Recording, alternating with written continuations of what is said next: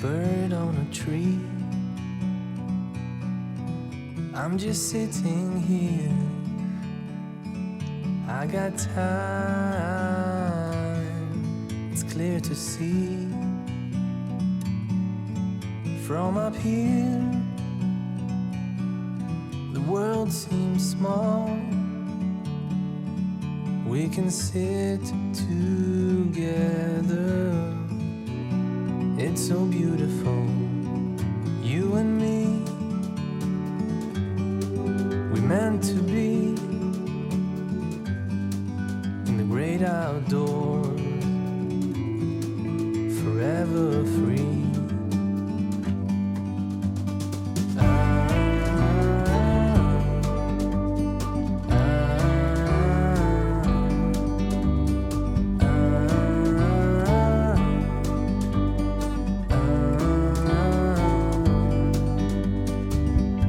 Sometimes you need to go and take a step back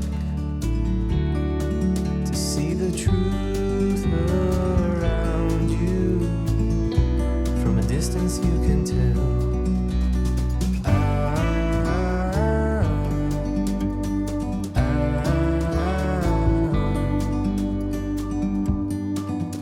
You and me were meant to be in the great outdoors, forever free. You and me meant to be in the great outdoors, forever free.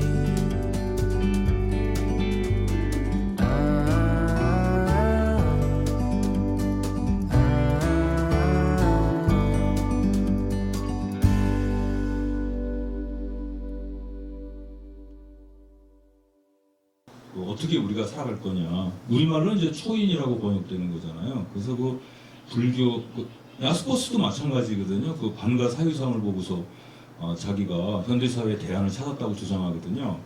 그런 부분은 이제 선생님께 말씀드려봤고요. 질문이라고 하기 좀 그렇고요. 그리고 이제 아까 요건 이제 제가 유학을 하니까 좀 그런 걸 말씀드리겠습니다. 주자학이 이제 여기서 이제 어디냐면은 그 치국평천하고 보살행하고 말씀하시면서 이제 육아가 이제 개인적인 뭐 이렇게 구원이라 그럴까 그거를 극복하고 불교에서 했다 그러는데 사실 유학에서는 개인이라는 게 없어요. 개인이 없고 주자학이 왜 수제치평을 얘기하는 줄 아십니까? 수신제가 치국평천하는요. 그건 명분론 때문에 나온 거예요. 명분론. 주자학이 생각하는 평천하는 불교에서 말하는 평천하고 완전히 다릅니다. 유교에서 말하는 평천하는 군분신신 부부자자가 명확히 지켜진 사회예요. 그래서 사회 질서가 아주 사민이 나눠지고 여기 명륜당이 그거 아닙니까? 여기 륜이 뭐 하는 거예요? 오륜이 정확하게 지켜지는 거예요. 근데 오륜 자체가 사회에 나올 때는요 차별의 논리로 나옵니다. 그 상강으로 나오는 거예요. 그래서 군분신신 부부자자 그게 명확히 지켜진 사회, 아주 일사불란하게. 그게 이상우회를 갖고 설명을 하는데 불교는 이상우회에서 사상우회로 가버리거든요. 그래서 저는 그 사상우회 사상이 미래의 사상이 아니냐 이게. 왜냐하면 그렇게 가는 게 사상우회가 되면 평등하고 평등이 불교적 의미의 평등? 그럼 자유가 되고 그래서 진정한 평화가 나오지 않느냐. 제가 이게 우영숙 교수님하고 강의를 처음 하면서 그 말씀을 드렸지 않습니까? 이게 결국은 미래사회 윤리는 사상우회로 가야 된다. 유교 논리는 한계가 있어서 그래서 제가 유교를 어떻게 그렇게 좀 해석해 볼 수 있지 않을까 그래서 좀 때를 써왔습니다. 선생님께. 아까 말씀드렸는데 그걸 선생님께서 말씀드릴 거고요. 그 다음에 이제 온고이 지신할 때 그 온자라는 게 이제 보통 주자는 아까 이제 덮인다. 찬밥을 덮여서 이렇게 한다 그러는데 사실은 이게 그 온자에 대한 해석은 제가 이제 고중학적인, 그러니까 그 주소학적 의미에서 보면 그게 좌전에 나오는 말이에요. 그게 좌전. 그 온자가. 그 온자의 의미가 뭐냐면 유학에서 이제 은나라는 하나라의 예를 참고했고 주나라는 은나라의 예를 참고했기 때문에 그 천년 뒤의 왕조의 일을 알 수 있습니까? 이런 얘기를 자장이 물었을 때 알 수 있다. 옛날에 그 일을 참고하면. 그러니까 그 온이라는 말이 뭐냐면 은나라, 하나라, 주나라의 예를 추상해가지고 균합 추리를 통해서 추상을 해서 어떤 원칙을 발견한 다음에 그걸 가지고 미래를 예측하는 거거든요. 그래서 이거는 다시 말하자면 뭐냐면은 아까 선생님께서 지적을 잘해주셨는데 본래 정신의 회복이라고 그러셨어요. 근데 이건 복귀거든요. 본래 정신의 회복은 복귀, 돌아가는 거예요. 그러면 이게 여기서 어떻게 근대성이 나오느냐. 근대는 사실은 그 변주법적 발전 이론에 의해서 단절적인 요소가 들어가 있습니다. 그래서 저는 이제 이게 벚꽃창신이나 옹고지신이 참 좋은 말이죠. 이게 얼마나 좋겠어요. 근데 이게 근대 정신하고 이게 맞느냐. 하나의 어떤 수사학적이고 형이상 수사학적인 의미에서는 우리가 참 따뜻하게 받아들일 수 있는데 이론적으로는 이거는 근대성을 지향한다면은 온고지신하면 안 돼요. 이거는 아니 교훈적인 의미로 봐야지 철학 체계에서 어떻게 온고지신합니까? 그러면 근대는 안 열리는 거거든요. 그래서 그게 좀 이해가 안 갔어요. 근데 불교는 뭐 아와 비와를 구분하지 않으니까 유교 논리로서는 온고지신하면은 이게 미래로 못 나가는 거예요. 그냥 여전히 머물러 있는 해겔이 말하는 지속의 반국인데 불교는 아와 비와를 구분하지 않으니까 이런 점에서도 불교의 논리가 유교의 논리보다 뛰어난 것 같아요. 제가 유학을 하지만. 근데 이제 선생님께서는 여기가 향교기 때문에 차마 그 말씀을 못 하시고 유교의 논리를 끌어들이신 것 같아요. 이게 참 선생님께 유교를 배려해 주셔서 너무 고마운데 그런 논리가 있던 것 같습니다. 그래서 그거 외에는 이제 없습니다. 그래서 그런 거에 대해서 선생님 말씀 좀 들으시죠. 그리고 참 여기 플로어에서 어떻게 질문하실 수 있으시면 하시겠습니까? 아니, 선생님 말씀 듣고 하실래요? 아니면 여러분 말씀하실래요? 그럼 선생님 요거 그냥 말씀해 주시고 하시죠.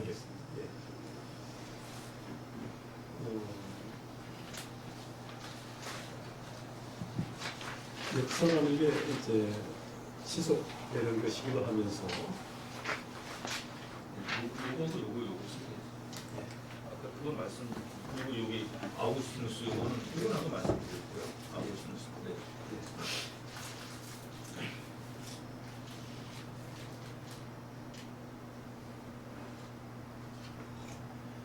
여기 뭐 불교 특히 화엄에서 이제 이법계, 사법계, 이사무예법계, 사사무예법계 이런 말을 씁니다. 사법계. 근데 리라는 것은 이제 어떤 의미에서 원리 사는 이제 사태를 말하죠. 구체적인 사물 사태.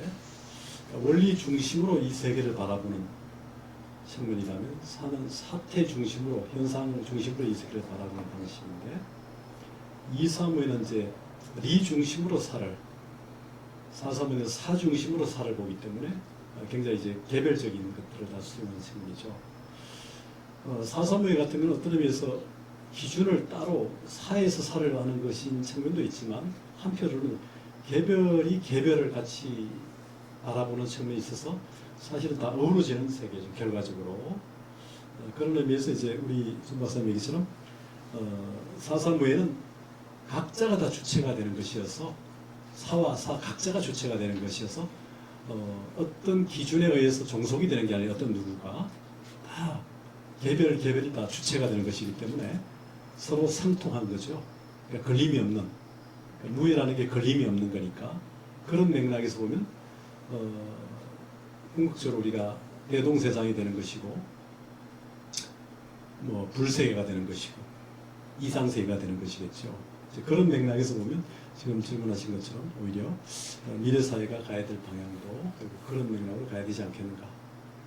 우리가 과거처럼 산업공상이나 지금 가진 자 못 가진 자 뭐 이런 남녀 이렇게 차별 종속의 세계가 없이 하나 개별자들이 각 존재자들이 다 서로 존엄하고 서로 존중하고 이렇게 가는 그런 세상 그런 것을 만들어 가자는 게 궁극적인 세계인데 현실에서 상당히 갈등과 괴리가 여전히 아직도 있죠. 거기까지 가려면 우리의 삶의 품격이 그만큼 높아져야 되고 그런 준비가 돼야 되는데 뭐 국민소득이 한 뭐 4만 불, 5만 불 되면 좀 달라질까요?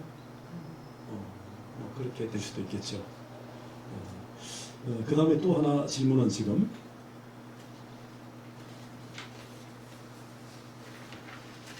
근대성이라고 하는 부분에 이제 우리가 뭐 서양의 해석, 서양 근대가 확립한 그런 측면이 때문에 볼 수 있는데, 뭐 근대라는 흐름이 이제 서구적 시간관에서 이렇게 스타트가 되면 라스트가 되는 것처럼 직선적 시간관이다 보니까 거기에 그 직선적 시간관을 이제 마디마디를 끊지 않으면 그 다음 단계가 만들어지지 않는 것처럼 보지만, 우리 동양은 역시 순환적 나선인적 시간관이어서 불교는 무시무종의 시간관이죠.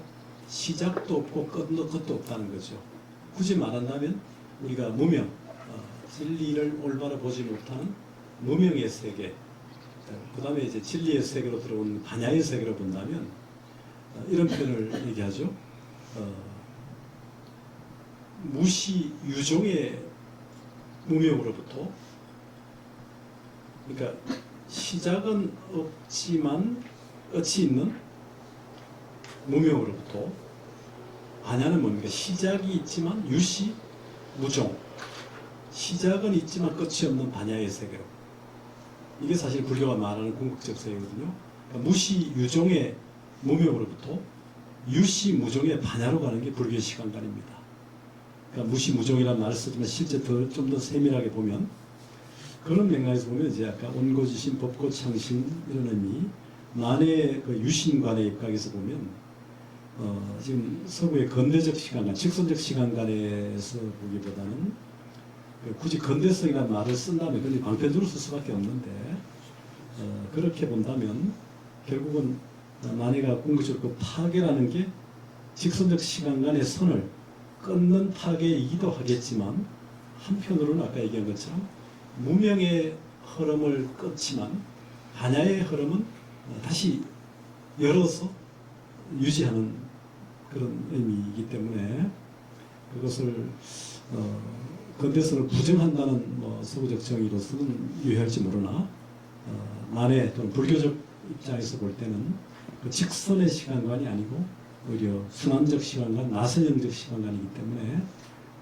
좀 다른 맥락으로 이해돼야 되지 않을까, 뭐 그런 생각이 듭니다.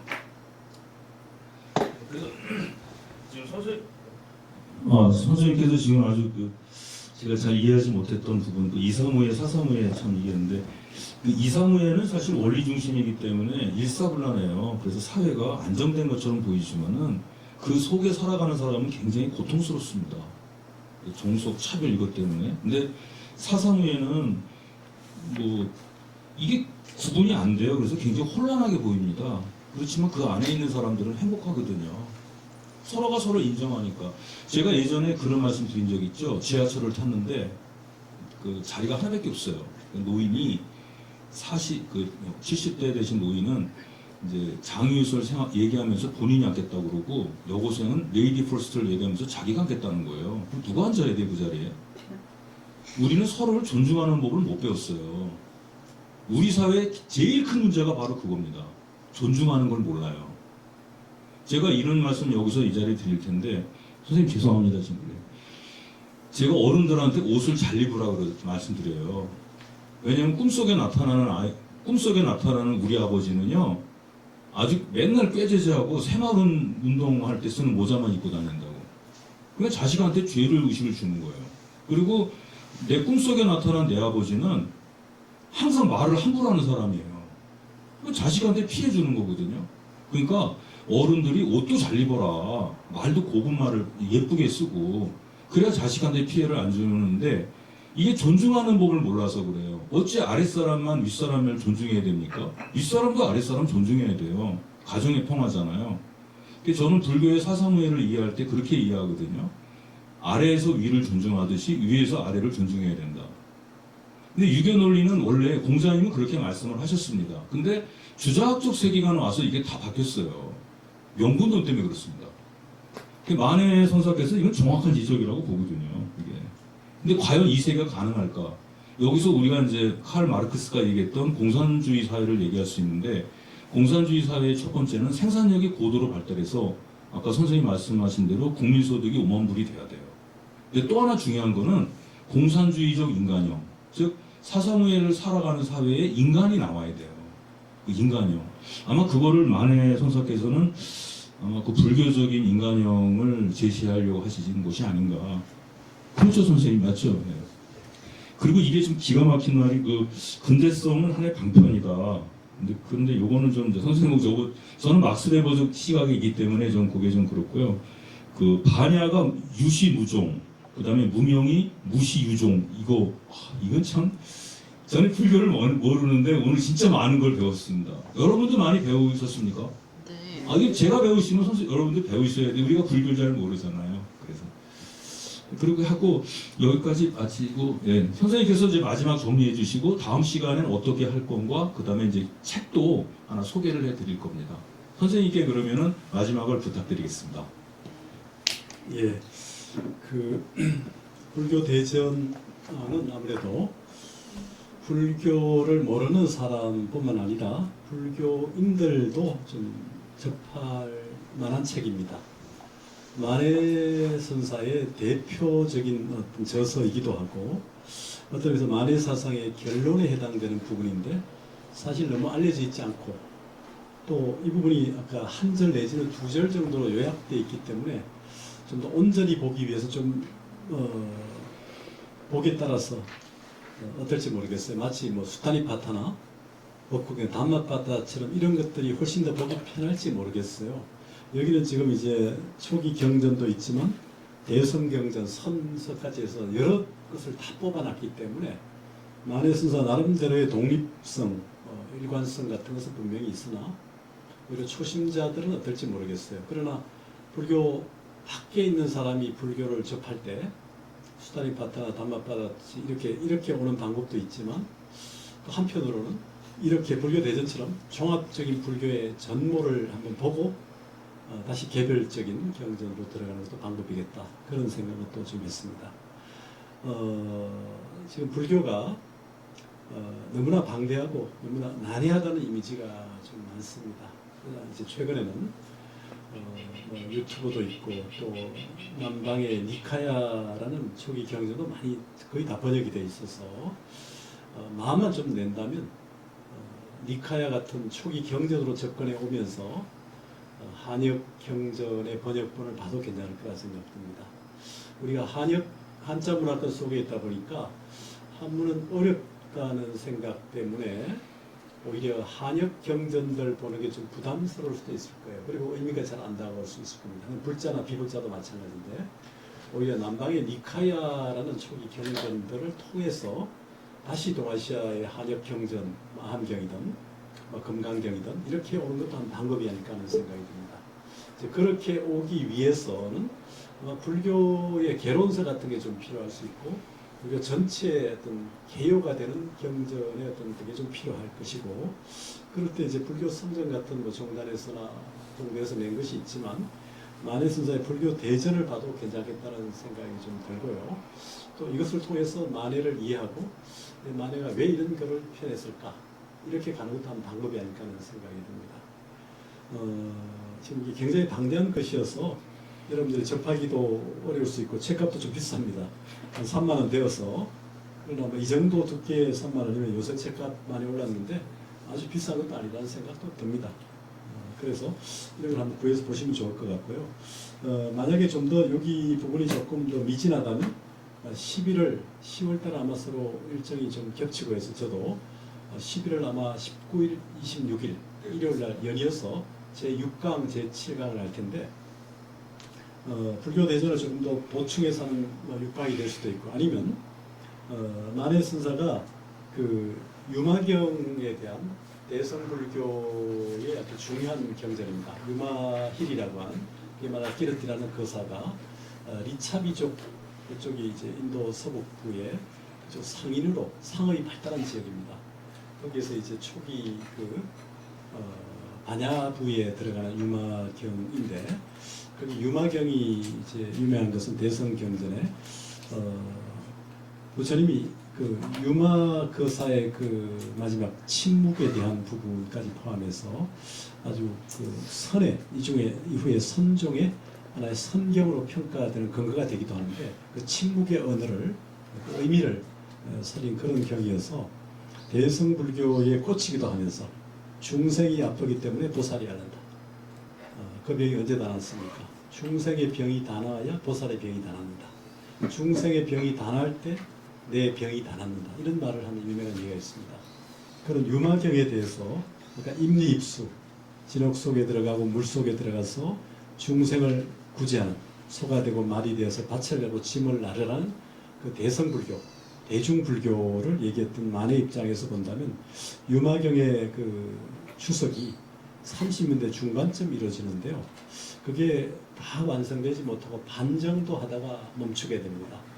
여러 가지 상황들이 있었던 것 같아요. 그때 뭐 생활고 때문에 조선의 흑풍이나 이런 소설을 쓰고 뭐 그런 상황이 아마 이루어진 것 같은데 그 완역은 안 되었으나 그러나 이제 그 나름대로 의미가 있기 때문에 그것을 제6강에서 만의 그 유마경 강의 그것은 아마 여기 요 시리즈에 나와 있는 이걸로 해도 좋을 것 같고요.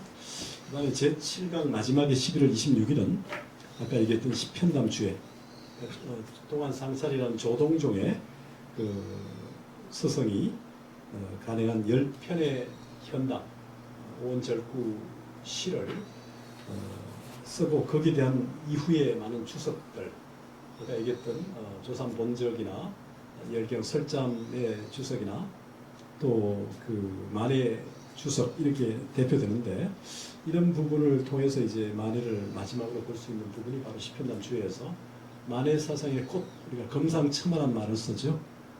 우리가 뭐 20첩 반찬 또 아름다운 뭐 밥과 국이 있는 그런 반찬에 꽃한 송이가 있으면 밥맛이 더 나겠죠. 그런 것처럼 금상첨화라고 하는 의미에서 시편담 주회를 마지막 7강으로 하면 어떨까 생각됩니다. 6강은 유마경, 7강은 시편담 주회 이런 방식이 어떨까 하는 생각이 듭니다만은 좀 미진하다면 불교 대전은 6강을 하면서 유마경과 같이 하는 방법도 있고 그렇습니다.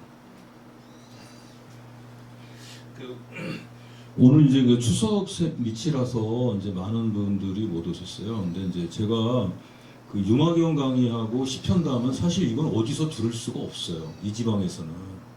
그래서 제가 이 근처에 그 대학이 몇 군데 있거든요. 그쪽에서 불교 공부하시는 대학원생들도 있습니다. 그래서 그분들한테 이야기해서 많은 분들이 와서 그걸 좀 했으면. 왜냐하면 이게 저도 이번에 알았어요. 조선불교 유신론과 불교 대전 그리고 저기 만해생가에 가면 그 시편담 그 비주가 이렇게 써 있습니다. 이렇게 되어 있는데 아무도 몰라요. 그냥 뭐 님의 침묵 같은 거나 해놓고 뭐 감옥에서 뭐 조선 독립에서 이런 것만 보거든요. 근데 사실은 우리 그거는 겉모습이고 만해가 진짜 노렸다 그래야 되나? 그건 그게 아니거든요. 그래서 그 시편담이나 특히 유마경은 그런 생각도 들어요. 어떻게 스님이 유마경을 쓰나? 그 자기 부정일 수 있는데 그 내용 보면은 다 저기 그 유마거사가 저기 뭐 아미타 부처님이나 이런 사람 갖고 논다 그래야 되나 뭐라 그래야 되나 자꾸 비판하잖아요. 그런 걸 보면서 제가 야 이거 이런 것도 있구나. 그래서 그게 바로 이제 그 만당이라고 하는 독립운동으로 나가는 길이거든요. 그래서 그걸 모르면은 만해를 이해하기가 어렵습니다. 선생님 말씀하셨듯이 시편담 비주가 그 만해 사상의 꽃이라고 말씀하시잖아요. 그래서 다음에 할 때는 좀 많은 사람들이 선생님 강연을 들을 수 있도록 저도 좀 노력을 하겠습니다. 오늘 어떻게 이렇게 추석 미친데 많이 오셨고 그래서 이제 하고 다음 달은 쉽니다. 다음 달에 이제 찾아뵙도록 하겠습니다. 네, 고맙습니다.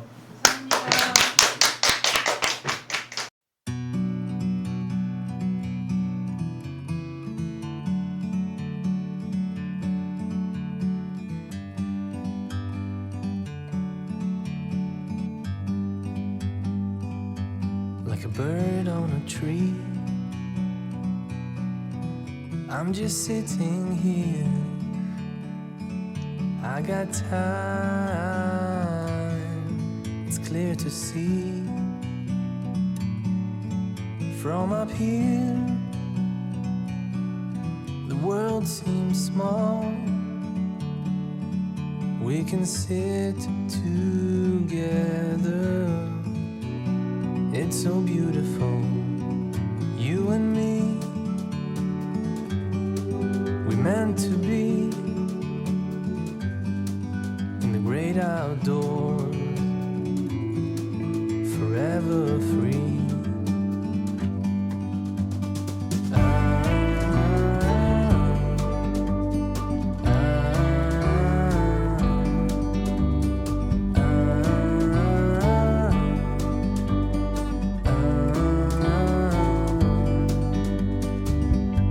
Sometimes you need to go and take a step back to see the truth around you. From a distance you can tell.